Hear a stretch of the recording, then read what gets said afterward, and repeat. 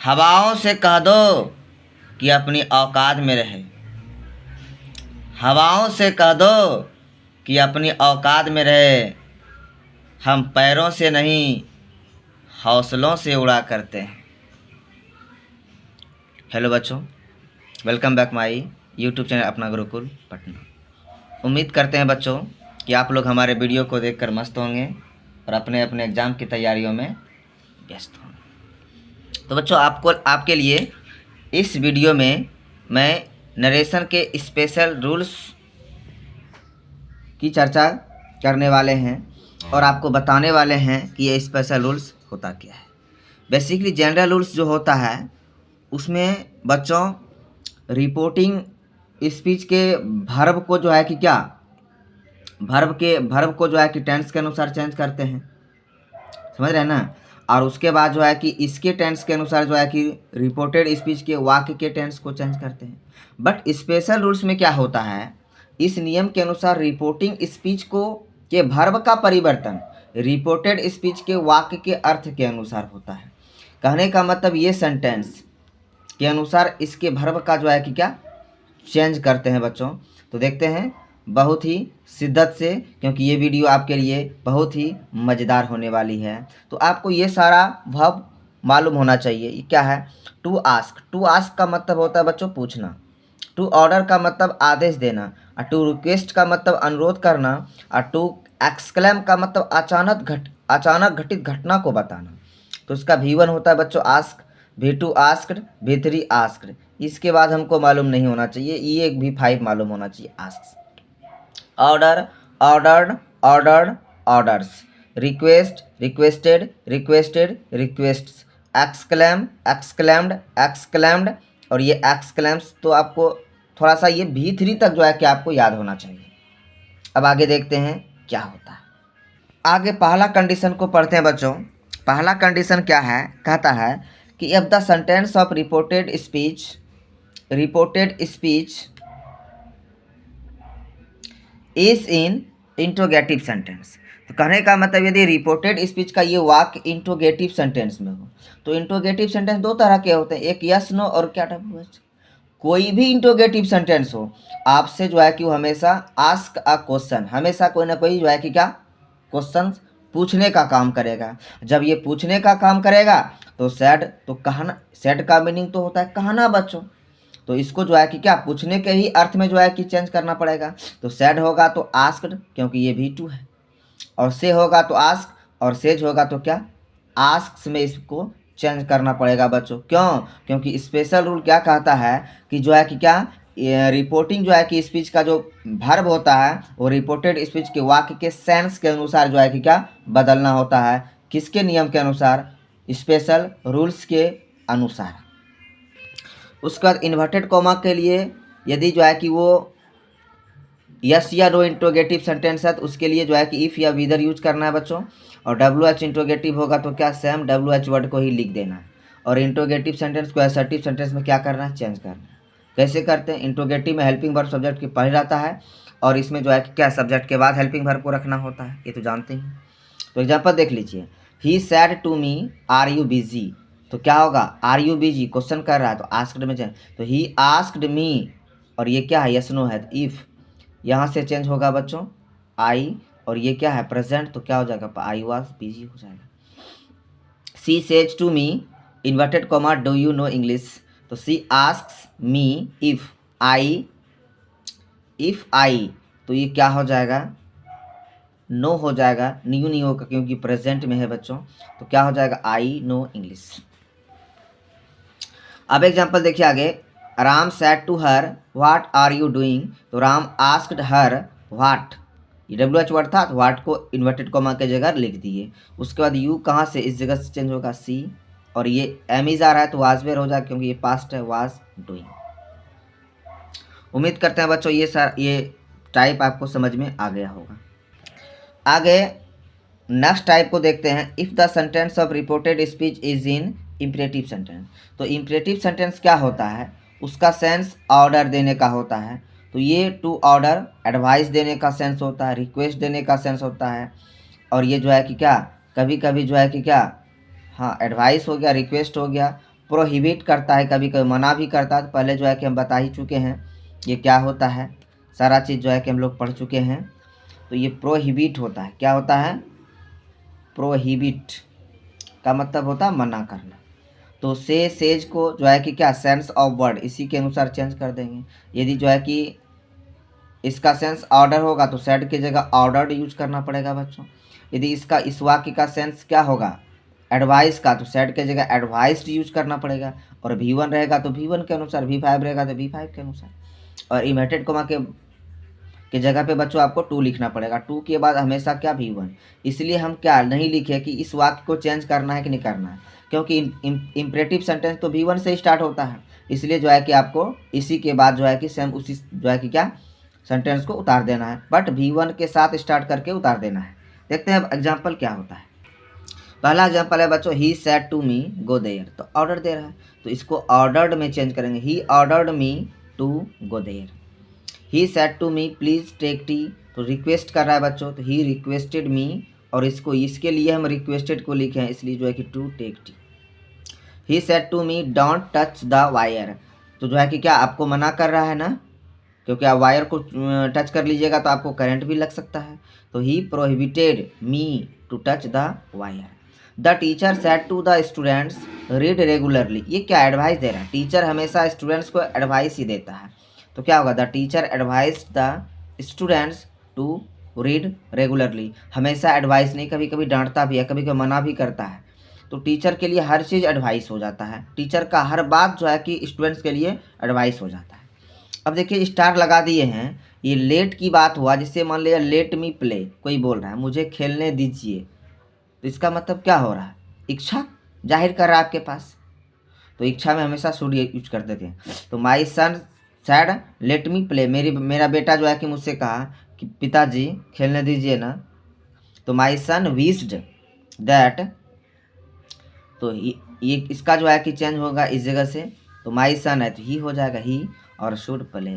इसमें ऐसे ही हम करते हैं, थोड़ा सा इसका हम नया टाइप है, इसमें हम ऐड कर दिए हैं, थोड़ा सा इसको अच्छे से बाद में भी यदि समझ में नहीं आया तो बता देंगे पूरा कॉन्सेप्ट क्या होता है इसका।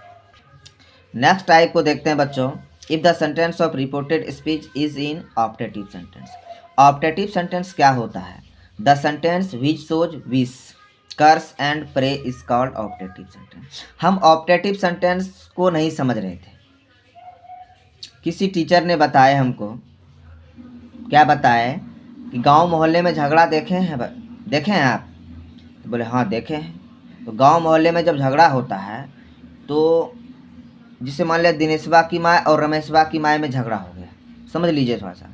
तो दिनेशवा की माँ जो है कि उधर से जो है ना अपना आंचल जो है कि उठाते हुए आएगा और उसका नाम लेगा, और भगवान की भाई नाम लेती है वो। तो कहने का मतलब क्या हुआ, वो आंचल उठा के भगवान का नाम लेता है, तो कहने का मतलब आपको श्राप देता है, क्या देता है, श्राप देता है। तो श्राप की बात जिसमें भी होगा वो क्या होगा, ऑप्टेटिव सेंटेंस, समझ रहे हैं ना। श्राप की बात जिसमें भी होगा वो क्या होगा, ऑप्टेटिव सेंटेंस। तो ये क्या क्या दिखाता है, कर्स, विश्ड और प्रे, प्रार्थना को भी कभी दर्शाता है, कभी कभी हम लोग प्रार्थना भी कर लेते हैं। तो देखते हैं क्या होता है आगे। इस सेंटेंस का स्ट्रक्चर होता है बच्चों may plus subject plus V1 plus other word, और ये अंत में नोट ऑफ एक्सक्लेमेशन का चिन्ह होता है, विस्मयादि बोधक। और ये मे का मीनिंग होता है भगवान करे। यदि कोई कह रहा है मे यू लिव लॉन्ग, भगवान करे आप जो है कि क्या, भगवान करे आपकी लंबी उम्र हो।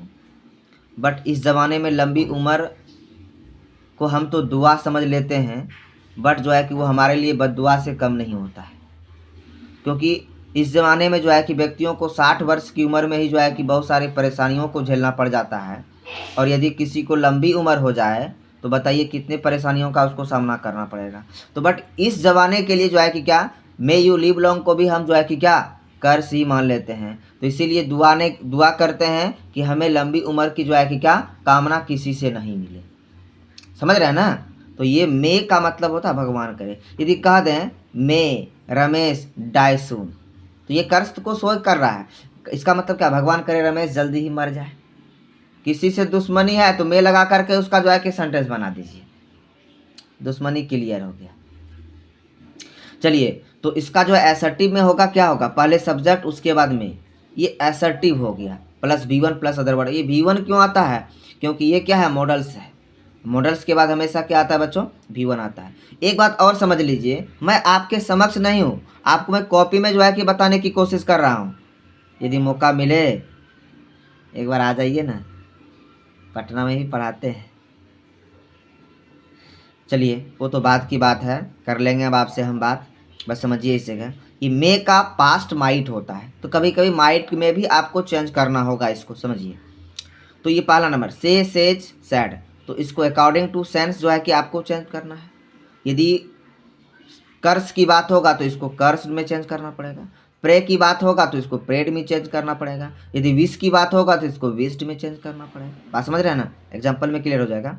और इन्वर्टेड कॉमा में दैट यूज करना है बच्चों, क्योंकि जब इसको जो है कि आप एसडी में चेंज कीजिएगा तो सब्जेक्ट आ जाता है। अब सब्जेक्ट के पहले हमेशा कंजंक्शन का यूज होता है, इसलिए हम दैट लगा दिए हैं। चलते हैं हम एग्जाम्पल्स को समझते हैं। पहला एग्जाम्पल है बच्चों, he said inverted comma may you live long. तो क्या होगा? इच्छा कोई कर रहा है, कामना कर रहा है मेरे लिए कि आपकी उम्र लंबी हो। तो क्या होगा? ही विश्ड, सैड की जगह विश्ड देंगे। दैट और यू का यू ऑब्जेक्टिव केस के अनुसार चेंज होगा। बट ऑब्जेक्टिव केस के स्थान पर कोई है ही नहीं, तो बोले ना जो रख सकते हैं उस सब्जेक्ट को भी रख सकते हैं। तो you might live. He said may he die soon, तो कर्स की बात है। सी कर्स्ड दैट ही, क्योंकि ये थर्ड पर्सन है, no change. He might die soon. My mother said God bless you, मेरी माँ मुझसे कही भगवान तुम्हें आशीर्वाद दे। तो माई मदर प्रेड, प्रार्थना की मेरे गॉड से, तो my mother prayed that God bless you. Next type है बच्चों, if the sentence of reported speech, if the sentence of reported speech is in exclamatory sentence. तो समझते हैं एक्सक्लामेटरी सेंटेंस क्या होता है। तो एक्सक्लामेटरी सेंटेंस समझते हैं। तो the sentence V shows sudden feelings is called exclamatory sentence. तो जो सडन फीलिंग्स को जो है कि क्या, सडन का मतलब अचानक फीलिंग्स को जो है कि जो बताता है, उसी को हम क्या कहते हैं? Exclamatory sentence. इसका स्ट्रक्चर क्या होता है बच्चों? व्हाट, हाउ, सच, उसके बाद एन, एडजेक्टिव प्लस नाउन। कभी कभी नाउन भी आ सकता है, ओनली नाउन भी आ सकता है। इसका मीनिंग इसे हम कैसे निकलता है, देखिए। व्हाट का मीनिंग कैसा, हाउ का मतलब कितना, और सच का मतलब ऐसा। व्हाट अ बॉय कहने का मतलब कैसा लड़का। तो कैसा लड़का बोल दिए तो उससे दो सेंस निकल सकता है आपका, एक पॉजिटिव भी, एक क्या, नेगेटिव भी। पॉजिटिव क्या? यदि वो लड़का अच्छा होगा, कभी उस तरह का लड़का देखे ही नहीं होंगे, तो कहने का मतलब he is a good boy. और यदि बहुत भद्दा होगा तो भद्दा का भी सेंस निकल सकता है, he is a bad boy. तो कहने का मतलब कैसा लड़का। यदि हम बोले कैसा लड़की, तो इसका मतलब क्या हुआ? बोलने पे समझ, कैसा लड़की, तो कहने का मतलब क्या, उसके अंदर बैड हैबिट्स है। कैसा लड़की, तो कहने का मतलब उसके अंदर अच्छाई है। बात समझ रहे हैं ना? चलिए, तो कहने का मतलब अच्छाई वो अपने अंदर जो है कि क्या, आप अपने सेंस के अनुसार इसको ले सकते हैं। समझ रहे हैं ना? तो इसको जब एसर्टिव में चेंज कीजिएगा तो सब्जेक्ट। सब्जेक्ट कैसे होगा? यदि कोई नाउन, किसी नाउन के बारे में आप बात कर रहे हैं, वो मेल है, तो उसके लिए आप ही लीजिएगा। समझ रहे हैं ना? और यदि कोई नाउन है और क्या है, नॉन लिविंग थिंग है, तो उसके लिए इट यूज कीजिएगा। क्लियर? और उसके बाद जो है कि हेल्पिंग वर्ब यूज कर लीजिएगा, ए एन। उसके बाद जो है कि सिर्फ नाउन रहेगा तो उसके बाद एडजेक्टिव लगाइएगा, और एडजेक्टिव होगा तो उसके पहले वेरी लगाइएगा। अब देखिए थोड़ा सा एग्जाम्पल को। उसका एक बात और समझ लीजिए, सैड को एक्सक्लेम्ड में चेंज कीजिएगा इस जगह। क्यों? क्योंकि इस जगह वैसी घटनाओं को बता रहे हैं आप जो अचानक घटित होने वाली है आपके साथ, तो इसलिए सैड को एक्सक्लेम्ड में विद। और जॉय वाली घटना होगा तो विद जॉय हो जाएगा, और सोरो वाला घटना होगा, दुख वाला, तो सोरो हो जाएगा। आश्चर्य वाली घटना होगा तो सरप्राइज्ड हो जाएगा। और इन्वर्टेड कोमा को दैट में चेंज कर देना। और हम एक्सक्लेमेटरी सेंटेंस को एसर्टिव में चेंज करने के लिए पहले ही बता दिए हैं बच्चों। समझ रहे हैं ना? टेंशन लेने की बात नहीं है। अब चलते हैं हम अगले पॉइंट को समझते हैं। तो कभी कभी एक्सक्लेमेटरी वर्ड को असर्टिव सेंटेंस के साथ जोड़कर उसे एक्सक्लेमेटरी सेंटेंस बना देते हैं, असर्टिव सेंटेंस का के साथ जोड़ करके। आप बोलिएगा सर कैसा कैसा बात कर रहे हैं? तो हम बोलेंगे ओह। ओह का मतलब दुख को बताता। आह, आह का मतलब क्या हुआ?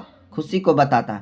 अल्लास का मतलब भी दुख को बताता। अब ब्रेवो का मतलब बहादुर, वेल डन। ये जो है कि क्या, किसी के जो है कि टैलेंट को बताता है। इसके साथ यदि किसी सेंटेंस को जोड़ दीजिएगा, समझिए एक बात बोलते हैं, चोर के साथ आप रहना शुरू कर दीजिए, तो आपका भी 10 दिन के बाद जो है कि क्या लिस्ट में आ जाएगा कि ये भी चोर ही है।